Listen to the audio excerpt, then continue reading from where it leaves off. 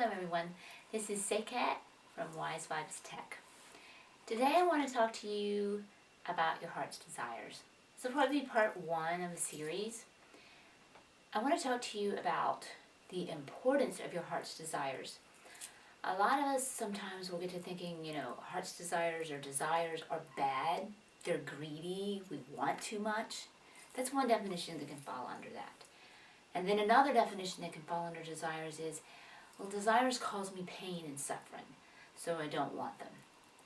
So I first want to address the first part about desires being bad or greedy or that we want too much. And then while we're wanting too much, we're not best serving the world. We're better at giving up our own desire and sacrificing our own desire and do what Sally Sue over here wants me to do. Do what my parents want me to do what my lover wants me to do what my peers want me to do. I'm going to bring you to an understanding. First, desires. Your very existence is the divine's desire to experience life through the unique, individualized perspective of you in which it's placed itself. So you are the divine's desire. So right there nullifies desires being bad. So let's look at now about your desires and you living your heart's desires versus giving them up and doing what other people want you to do. The divine's desire is to individualize itself into many perspectives of life, and you are one of those. And its desire is to experience things from your unique perspective. Okay? So this is a precious, sacred gift that you alone have, that no one else has, because you are unique. We are each unique. So this is your sacred gift that only you can offer to the divinity. And so when you give that up to make Sally Sue happy, you're giving up your highest calling. You are serving the divine source God's intentions for you when you are living your heart's desires. This is how sacred and special and wonderful your heart's desires are. And this is how and why you living your heart's desires is not only serving you your best, but is also serving the world your best. And we'll go a little bit further and show some examples of that as well in a few minutes. But I want you to gather that this is a sacred gift for you. And so when you come up against something that you dislike, this shows you I don't like this, so I prefer this, I want this, I desire this. With a balanced ego, that's the job of the ego. Okay, I don't like this. This is an indicator that I'm out of alignment with myself for who I am. So I'm supposed to use this as a compass now and point to what I do like, which is a compass pointing at when I am in alignment with who I really am, with who I came here with intention to be as the divine source God intended to experience through its unique perspective by individualizing itself through me. That's what the balanced ego would do. A lot of us get stuck on that when we see something we dislike and we want to hold it and keep our focus on it and fix it. And we're going to look about working on that in the next video. Alright, so now I want to move to, but desires cause me suffering. No, they don't. We think that because you have this desire, but you haven't attained living the desire yet. So you're like, okay, if I didn't have the desire to begin with, I didn't know I wanted that, and while I don't have what I wanted, I wouldn't be in pain. But what it really is you're just out of alignment, is when you're in suffering. You can hold the desire and hold joy and be eager for it. But what happens is we decide, okay, I'm not going to be happy until I have that desire. But the truth is, you bring your happiness to your desires. So it's like, how do I bring my happiness to my desires when I'm not going to be happy till I get that desire? Because your desires show who you are. So you don't want this unless it's a representation of you. You're in alignment of something. We'll take a cat person and a dog person, okay? Let's say a cat person decides they're going to get a kitten in 3 weeks, or they want to get a kitten. So they're excited about getting a kitten, and they think, I'm not going to be happy until I get that kitten. All right, you take a dog person who hears they're going to get a kitten, and they're like, oh God, I'm going to get a kitten. They don't really like cats at all. I'm going to get a kitten? I don't want this kitten. I don't want this kitten. Do you see the difference?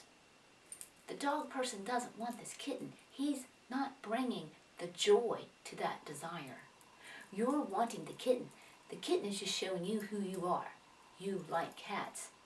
And the person not liking cats, it's showing him who he is. A person that doesn't like cats. Maybe if he thinks about a puppy, that excites him. So you're the one bringing the joy to the kitten. So as in that example with the kitten, you can see you're the one that brings joy to your desires. Those desires are sparking the joy within you, and that's why you're designed to attain them.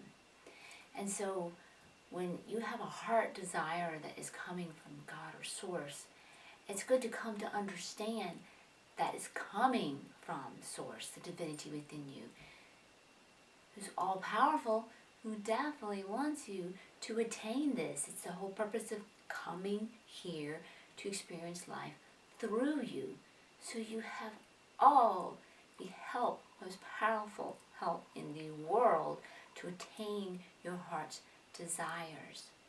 And so really the biggest suffering that we really have when we haven't attained a desire we have, and the pain we're in, and we're not going to be happy until we've attained it, is really just a deep down fear that we'll never attain it.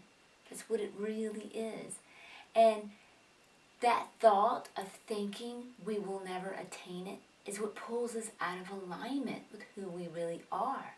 Because who we really are is one who came here to experience our heart's desires. So that thought and that belief kind of pulls us out of whack of that. And so when you can get back into believing, okay, yeah, I came here for the purpose of experiencing my heart's desire. That is my divine calling. And of course, Source, God, Divinity, however you want to call it, the universe, is going to support me in attaining this. Then you can calm down and then trust that everything is unfolding in its perfect timing. Just have to be careful too, to not let your ego go, okay, I want this desire, now how can I get it? And start planning and plotting how we can get it. Let that go. That's not the ego's job. Know that, okay, Source has put this heart's desire in you. When you open up and allow yourself to go, okay, yes, I agree. This is a desire. I'm open to receive it. Let Source bring it to you in its unlimited, most fathomable, unimagined ways. Don't let the ego limit it and make it smaller and insist it comes this way. It can really limit your experience, which could be so much more profound when you just surrender. Just surrender and let it go. Give it to God. Give it to Source. Give it to your higher self, which is your unique individuality of God within you. Is what that is. So the suffering of the desires is not a truth. That's a misconception. It's just merely a misunderstanding. You've just been reading symptoms. I have a desire. I haven't attained it. I feel pain. And so because of that, you've been defining that as the desire causing me the pain. It's not. It's just your misalignment. That's all there is to it. And so the next part I want to cover here is also how you are best serving the world when you are experiencing your heart's desires. Now, how is this so? Because you are at your best when you are living your heart's desires. I want to use an example that many of you can probably relate to if you've been in public school, of the teacher who is teaching there for the money and doesn't love the students and doesn't love her job, and how everybody can suffer. You got a teacher here with students, doesn't like them, is grouchy, complaining, can't teach and get things across to the students. Her dislike for the students is causing the grouchiness, and the students are picking up on her energy, and they're picking up on her dislikeness. And so that's building up a wall between them. She's already got a wall up. They're getting a wall up. It's putting everybody in resistance. It's putting everybody in rebellion. And it's just a room full of dislike, full of negativity. And so the students can't learn their subject as well because they got all this resistance. And then they have this association. Okay, I'm in this class, and when I'm at home studying for this class, you remember this teacher and the negativity, and you automatically, subconsciously put this association with it. And so you don't even like studying this subject because of this teacher. And so then the students aren't performing well, and then their parents are getting upset because the students are performing well. The students are complaining to their parents the trouble they're having with these teachers, and now the parents are stressed, and they can take this on into their work and into their lifetime simply because this one teacher decided to exercise her freedom. We always have the freedom to go against our heart's desires, and to fall into fear and be that teacher just to make the buck. Or maybe fall into fear and make mama and daddy happy. They were teachers, and so they wanted their child to be a teacher. You need to be a child like us. So let's give up our own heart's desires and make our parents happy. That's another example right there. So this teacher is in misalignment. She is not living her heart's desires, and she is causing problems for all the people surrounding her. She is not best serving others because she's not in alignment and she's not living her heart's desires. Now, let's look at the example of the teacher who is following her heart's desires. She absolutely loves the students, loves the subject she's teaching, is passionate about it, and she wants to see these students thrive. She loves seeing their smiling faces. She loves to give them joy, and she knows how to teach this subject. So the students are coming there and they feel this open energy, this accepting, loving energy, somebody that wants them to excel and can break it down where they can get it and understand it. So they're doing great with their grades. They feel good about this class. They feel great about this teacher. They're feeling confident within themselves. They bring this home and their parents are seeing this, and it's wonderful and it's amazing. And this teacher, because she went into alignment of living her heart's desire, is having a wonderful impact on such a chain of people. So it goes to show you, this is just one small example of how living your heart's desires is how you can best serve the world. So with your ego fears that the unbalanced ego can develop, doing what mama and daddy want you to do, or what your lover wants you to do, or your boss, or your peers, and giving up your heart's desires of who you are, is not best serving the world. It may be making them happy, but then there's resentment, and that can build a wall within your own relationship with them. And then, even though it may not be consciously looked in, that energy of resentment is filled. So that's also affecting your relationship there.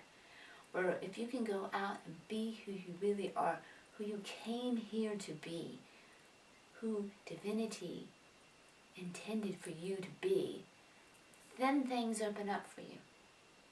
Now, some of you may have the question, but say, Kat, if I don't go and do that career my parents want me to do, they're going to shun me, and I'm not going to have this good relationship with them, and I'm going to feel all alone, or I'm going to feel really at odds with them. What do I do about that? How do I stop that?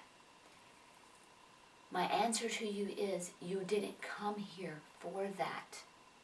You came here to be who you are. And giving up who you are to please them, you are going to have resentment. Your relationship is not going to be its best. You're going to feel contrast. You're going to feel misaligned. You're going to feel negativity in the relationship.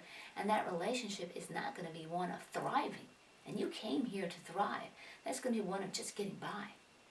And so yes, that relationship, as you go follow your heart's desires, may fall away, or may not be at what you thought it could be at its best, but it really could never be at its best while your parents are insisting on you doing something to make them happy. And I want to touch on that too. When you do something to make someone else happy, which is their job, they're supposed to be following their own heart's desires, which makes them happy, it backfires on them. When they insist for a person to do XYZ thing, do this to make me happy, and they're not doing their own happiness, and they're not giving their own happiness, it backfires on them because Source is within them, and Source knows within them that you're supposed to be making your own happiness. And so when you insist upon another to do something to make you happy, and another does this XYZ thing to make you happy, there's this little feeling within you that doesn't settle down.